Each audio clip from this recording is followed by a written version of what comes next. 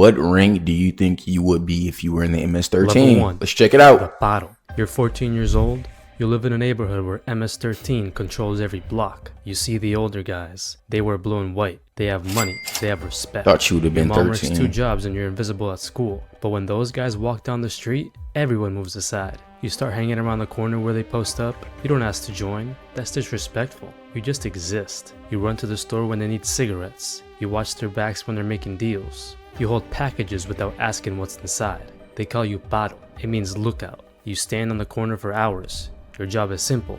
If you see police, you text a single emoji, a cop car. That's it. If you see Barrio 18, you run inside and warn them. You make 0 money. You're being tested. They want to see if you can keep your mouth shut. If a teacher asks about the guys in the corner, you say nothing. If police offer you $20 to talk, you walk away. You're waiting for the day they call you something other than paro. Level 2. The chequeo. 6 months pass. You've proven you're not a snitch. One night, Sneaky pulls you aside. You want in? You nod. Then you get checked. The chequeo is the test. It's a beating. You stand in an alley. 13 members from circle around you. You have to survive 13 rounds of all them attacking you at once. You can't fight back. You can't run. You can't cry out. The count starts. You can't 1. fight back. The fist hits your jaw. 2. A kick to your ribs. 5. You're on the ground. 8. You taste blood. 11. Your vision blurs. 13. It stops. You're on the concrete. Everything hurts. Sneaky helps you up. He hugs you. Welcome, homeboy. You're in. They give you the street name. You're Flaco, or Smiley, or Diablo. That name is your identity now. You still make no money, but now you have protection. You're family now. Blood in, blood out. Level 3. The Soldier. You're 16. You've been jumped in for a year. Now you get your first real job. You're a soldier. Your job is to move product. MS-13 controls a local drug trade. You don't touch it directly. You're the middleman. Someone drops a package behind a dumpster, you pick it up. You walk into a house 3 blocks away, you knock twice. Someone opens the door, you hand them the package. You leave. You get paid $200 a week. That's more money than your mom makes in 3 days. You buy new shoes, you buy a chain, you start to feel powerful. But the risk is real. If the police catch you with that package, you're going to juvenile detention. MS-13 doesn't bail you out. You do your time. You keep your mouth shut. That's the rule. If you snitch, you die. They will find you, even in prison. You also have to put in work. When the clique needs muscle, you show up. A store owner refuses to pay protection, you and 3 others walk in with bats. You smash the windows, you leave. Next week, the owner pays. A rival gang member is spotted in your territory, you grab a weapon and you go hunting. Level 4. The Veterano. I still haven't seen my job yet. You've been in for 5 years, you've done time, 18 months in county jail for assault. You sat in a cell and never said a word to the detectives. You came out and the clique threw you a party. You earned your stripes. Now you're a veterano, a veteran. You're not doing the grunt work anymore. You have younger soldiers working under you. They kick up money to you. You take your cut, then you pass the rest to the palabrero. Your job is to manage territory. You control 3 blocks.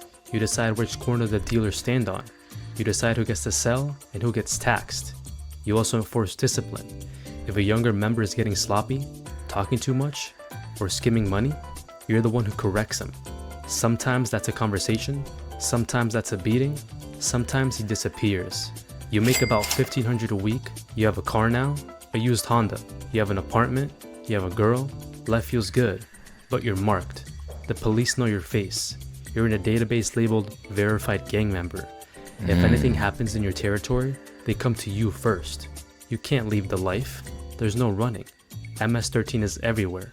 Los Angeles, Houston, Long Island, El Salvador. The only way out is in a coffin or as a rat. And rats don't live long. Level 5, the Palabrero. You're 24, you've survived longer than most. You've been shot twice, you've been arrested 6 times. You've been to prison twice, but you never broke. The clique trusts you. You're promoted to Palabrero, the one who speaks. You're the leader of your local clique. You have 30 to 40 soldiers under your command. You control an entire neighborhood. Your job is management. You collect the money from all your veteranos. You take your cut. Then you pass the rest up to the ranflero. You hold meetings. The veteranos come to you with problems. Barrio 18 hit one of our dealers. The police raided the stash house. You make decisions. You give the orders. You also handle diplomacy. When another gang wants to negotiate, they come to you. When there's beef between two soldiers, It's a you decent settle. job. Your word is law. If you say someone gets jumped out, it happens. If you say someone gets greenlit, marked for death, it happens. You're making $5,000 to $10,000 a week. You have power. You have respect. But you also have a target on your back. Every ambitious veterano wants your spot. Every rival gang wants you dead. The FBI has a task force dedicated to taking you down. You don't sleep well anymore. You keep a gun under your pillow. You change where you sleep every few nights. You trust no one completely, especially not your girlfriend. The feds love to flip girlfriends. Level 6, the ranflero. You're 30 years old. You're ancient in gang years. Most of the guys you come up with are dead or in prison serving life. But you're smart. You're careful. You've climbed up to the top. You're now the ranflero, the regional leader. You control MS-13 operations across an entire city, even multiple cities. You have 5 or 6 palabreros reporting to you. You oversee hundreds of soldiers. You're not on the streets anymore. You operate from the shadows. You run the organization like a corporation. You manage the supply chain. You negotiate with the cartels for cocaine and heroin shipments. You set the prices. You control the distribution. You also handle the finances. MS-13 brings in millions. You have to launder that money. You open legitimate businesses, a car wash, a construction company, a nightclub. The money flows through them, getting cleaned.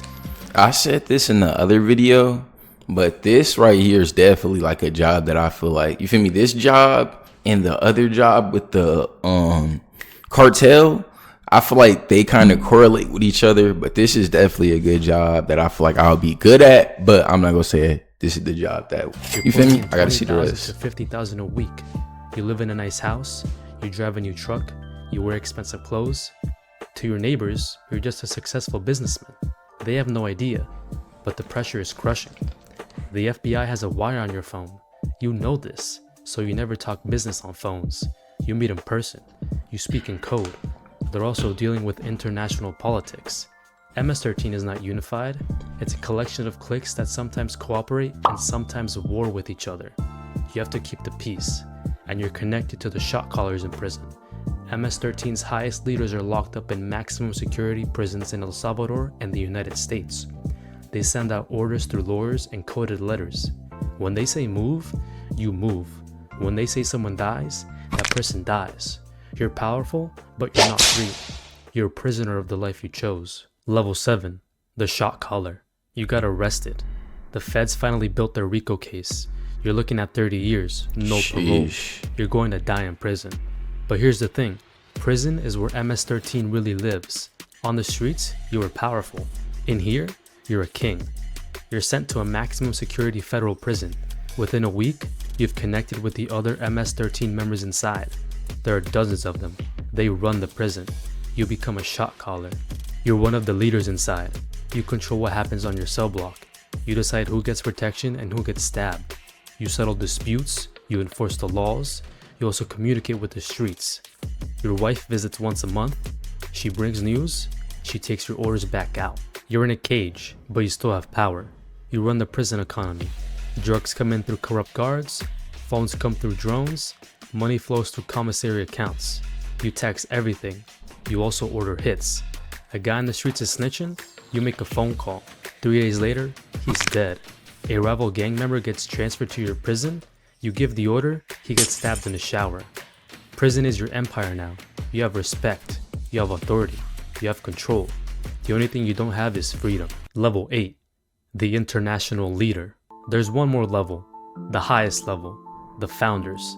The legends. MS-13 was born in Los Angeles in the 1980s. Salvadorian refugees fleeing civil war formed a gang to protect themselves.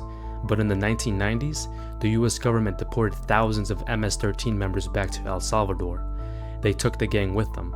Now MS-13 operates in 2 worlds. I wonder if that's happening now. Like, you know, with what's going on with our president.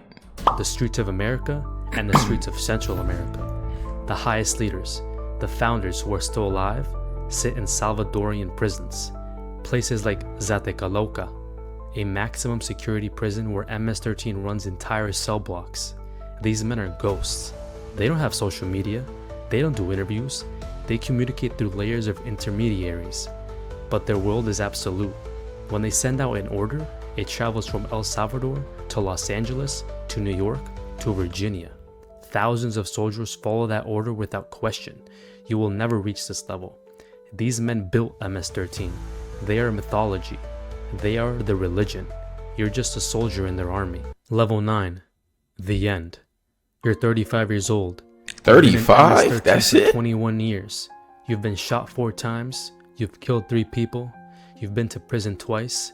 You've made hundreds of thousands of dollars. But you've lost it all. You sit in your car outside your mom's house. She's old now.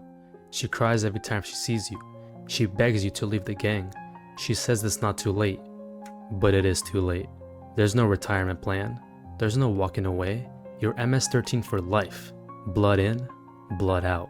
You start the car. You drive to the corner where you first stood 21 years ago as a paro. There's a new kid there.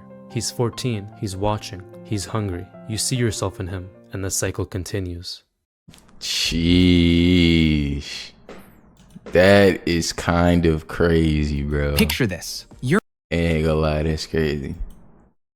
Bro said you see the kid and the Level cycle 1. continues. Man, y'all let me know, where do y'all think y'all would fit on this pyramid? Let me see if I can get it fully. Y'all let me know where y'all think y'all would fit on this pyramid, bro. I always choose like the ghost position that run the businesses and money and finances, because that's something that actually intrigues me. You feel me? But y'all let me know, man. Would y'all be down here? Where would you try to leave? I'm gonna be honest with you, man. If I had to be in the MS-13 game, like, I don't know. It's just not enough money for me. It's just not enough money for me, bro. Like, a lookout should get a little something. Once you get jumped in, for sure, definitely, like, you feel me? The gang need to show you they bring your son. I don't know. Maybe I'm just too in deep about money, but man, if I join your gang, you better be supplying these pockets or something, man. It costs for me to live. I ain't finna just be around you and you feel me? Like, no.